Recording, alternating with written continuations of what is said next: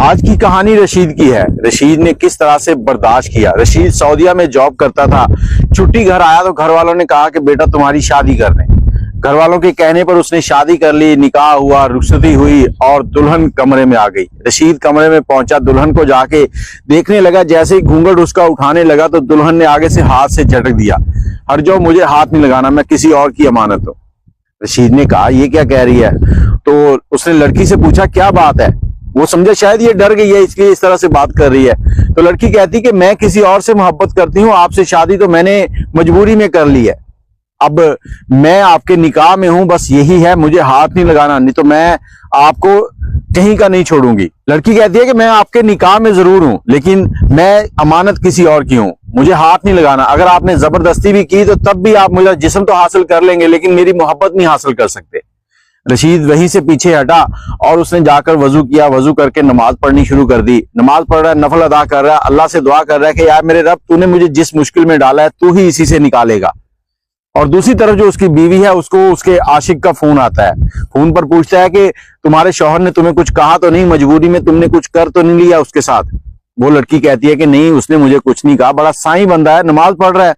अब पाकिस्तान के अंदर जो बंदा शरीफ है ना, बोलता नहीं ज्यादा, उसको साईं कहते हैं। लेकिन रशीद जो था वो बहुत ही नेक और पाक दामन शख्स था। उसके लिए अल्लाह ने कुछ और ही प्लान किया हुआ था।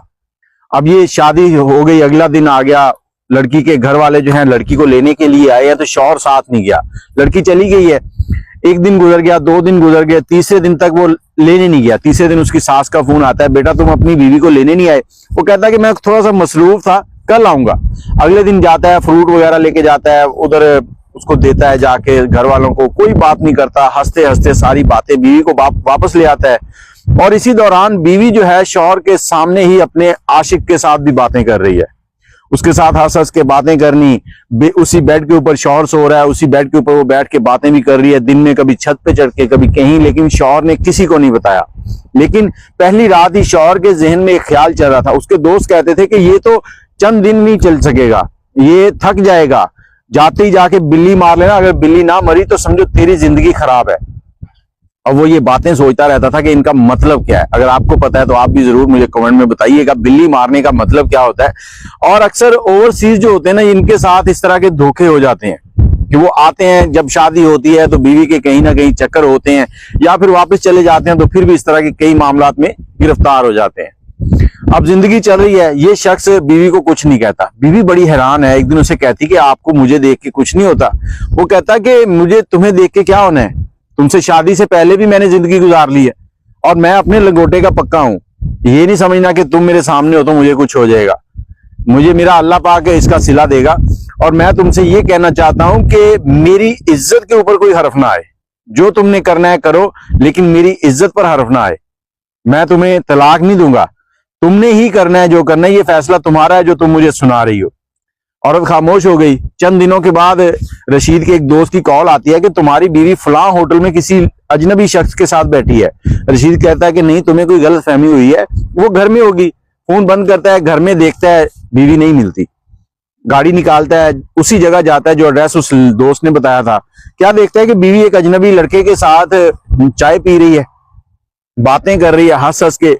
ये जाकर बीवी को बुलाता है, वहां पर कोई बात नहीं करता, खामोशी से बीवी को लेता है, गाड़ी में बिठाता है, घर आता है, कमरे में लेके जाता है। जैसे ही कमरे में पहुंचता है, एक जोरदार थप्पड़ उसके चेहरे के ऊपर आता है। पांचों की पांचों उंगलियां छप जाती हैं।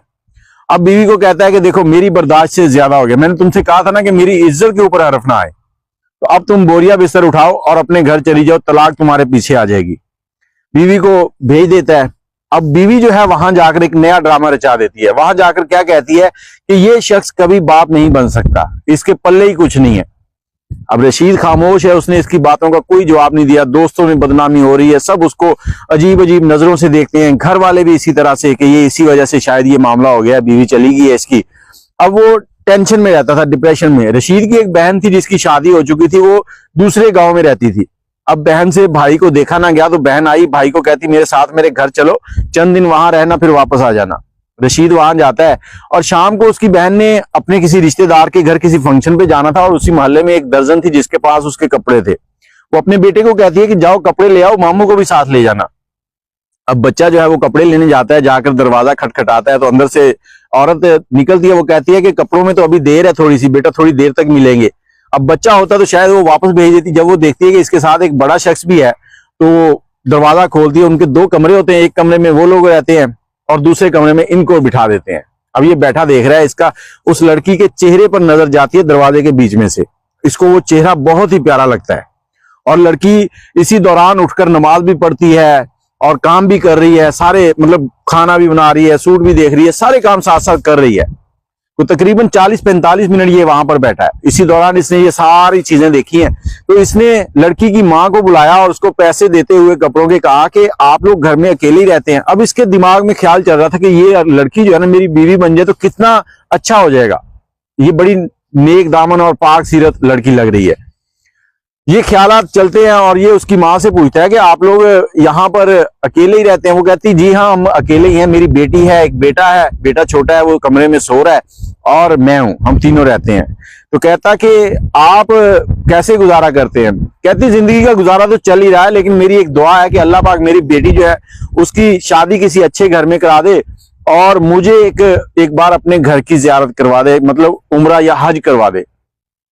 इस शख्स ने कहा कि देखें माँ जी, मैं पहली शर्त को तो कुछ नहीं कह सकता कि पूरी होगी या नहीं होगी, लेकिन दूसरी की मैं कोशिश जरूर कर सकता हूं। तो वो औरत बड़ी हैरान होती है कि ये पहली मुलाकात है और मुझे उम्रा करने की पेशकश कर रहा है। अब ये जो रशीद था इसने क्या किया कि उनका नंबर ले लिया, नंबर लेके आ गया। इसने कहा ठीक है मैं जैसे ही सऊदीया पहुंचूंगा, मैं वहां जॉब करता हूं तो मैं आपको उनको वहां से इन्विटेशन भेजूंगा उम्रे का, तो आप लोग आ जाना। घर जाता है, जाके इसके दिमाग में वही ख्यालात चल रहे हैं। एक दिन लड़की को फोन करता है, लड़की को फोन करके कहता है कि देखें मैं इस तरह से, मेरा नाम है, मैं वहां पर काम करता हूं और मेरी शादी हुई थी, ये मामलात हुए थे इस तरह से, और मैं तुमसे शादी करना चाहता हूं, अगर तुम राजी हो जाओ तो तुम अपनी अम्मी से बात करो। लड़की कहती ठीक है मैं अपनी अम्मी से बात करूंगी। कुछ दिन गुजरते हैं, रशीद को कंपनी से कॉल आती है कि आप ना ऐसे करें कि वापस आ जाएं, यहाँ पर लेबर की कमी है, काम ज्यादा है, अगर आप फ्री हो गए हैं तो। अब फ्री था, बेगम जो थी वो छोड़ गई थी और कोई काम नहीं था, ज़हनी टेंशन चल रही थी। टिकट लेता है, वापस पहुंच जाता है। जैसे ही वहां पर वापस पहुंचता है तो काम शुरू कर लेता है। फिर इसके दिमाग में ख्याल आता है कि अब उनको फोन करूं, पूछूं तो सही, और उम्रे का मैंने वादा किया था वो भी पूरा करना है। तो ये लड़की को फोन करता है सऊदीया से, फोन करके उससे पूछता है कि आपने अपनी अम्मी से बात की थी? लड़की कहती है मैंने अपनी अम्मी से बात की थी, लेकिन अम्मी कहती है कि आपके बारे में मार्केट से कुछ इस तरह की बातें पता चली हैं जो मैं आपसे नहीं कर सकती, आप अम्मी से बात करें। अम्मी को फोन दे दिया। उसकी माँ ने उसे कहा कि बेटा तुम्हारे बारे में इस तरह से बातें हो रही हैं, लोग ये कहते हैं कि तुम्हारी पहली बीवी इस वजह से तुम्हें छोड़ गई है। लड़का कहता है माँ जी देखें मैं आपको मेडिकल रिपोर्ट भी भेज दूंगा तो आप शायद यकीन ना करें, लेकिन मैं यही कहूंगा कि मैं हल्फन कहता हूं कि मेरे अंदर ऐसा कोई मसला नहीं है, हमारे मामला कुछ और थे जिस वजह से ये सारा मामला चला है। अब अगर आप यकीन करें तो मैं ऐसे करता हूं कि आपके वीजे के साथ आपकी बेटी का भी और आपके बेटे का, तीनों का पास वीजा भेजता हूं, आप तीनों उम्रा करने आए, यहीं पर हम लोग हरम पाक में बैठकर निकाह कर लेंगे और आप उम्रा कर लेना। अब उसकी माँ जो है लड़की की वो हाँ कर देती है। उधर से लड़का अपनी बहन से बात करता है, उसकी बहन कहती भाई ये बात आपने बहुत अच्छा काम किया है, ये बहुत ही खुददार से लोग हैं, मैं अगर कभी एक्स्ट्रा पैसे भी देती हूँ तो वो भी नहीं देते, तो आप अगर इनसे शादी कर ले तो हम लोग तो राजी हैं। बहुत अच्छी लड़की है, बहुत नेक पाक दामन पाक सीरत औरत है। अब इनके वीजे आ जाते हैं, ये सऊदीया चली जाती हैं। वहां पर ये रशीद जो है अपनी होने वाली सास को उम्रा करवाता है, वहीं पे बैठ के फिर इनका निकाह हो जाता है। अब ये इकट्ठे रहते हैं। इनका वीजा तकरीबन 6 महीने का था, विजिटर वीजा, 6 महीने वहीं रहते हैं। अब 6 महीने के दौरान जो लड़की थी वो हामला हो जाती है। अब लड़की बहुत खुश है कि मैं हामला हो गई हूँ। वहां से फिर ये वापस आते हैं, रशीद भी साथ ही छुट्टी लेता है, वापस आ जाता है।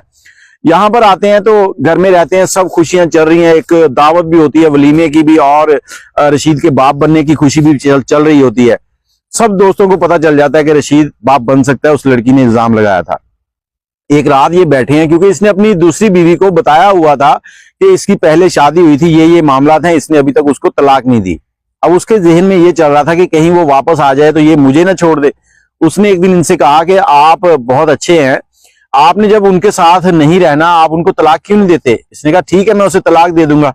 रशीद ने एक पैगाम भेजा कि मैं आपको तलाक देना चाहता हूं। कॉल की। अब आगे से उस लड़की ने मैसेज जो भेजा व्हाट्सएप के ऊपर कि मैं आपकी गुनहगार हूं, आप बहुत अच्छे हैं, बहुत ही सब्र वाले हैं, अल्लाह ने आपको बहुत सब्र दिया है। मैंने आपकी इज्जत जो है वो खाक में मिला दी थी, और आज मैं बड़ी शर्मिंदगी से आपको बता रही हूं कि जिस शख्स के साथ मैं ये सब जिंदगी गुजारने के प्लान बना रही थी, वो शख्स मुझे चंद दिन इस्तेमाल करके छोड़ गया है। ना तो वो मुझसे शादी करना चाहता है, ना ही मेरे साथ है इस वक्त, और मैंने आपकी इज्जत भी खराब कर दी है। मैं आपसे एक दरखास्त करना चाहती हूँ कि आप मुझे कभी तलाक ना दें। मैं आपके कभी भी सामने नहीं आऊंगी जिंदगी में। मैं कभी तलाक याफ्ता बन के जिंदगी नहीं गुजारना चाहती।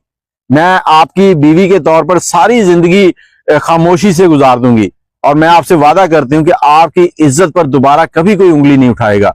मुझे आपसे जो चीजें सीखने को मिली वो बहुत ही आला दर्जे की थी। आपका सब्र, आपका बात करने का लहजा, आप बहुत ही आला दर्जे के मालिक हैं।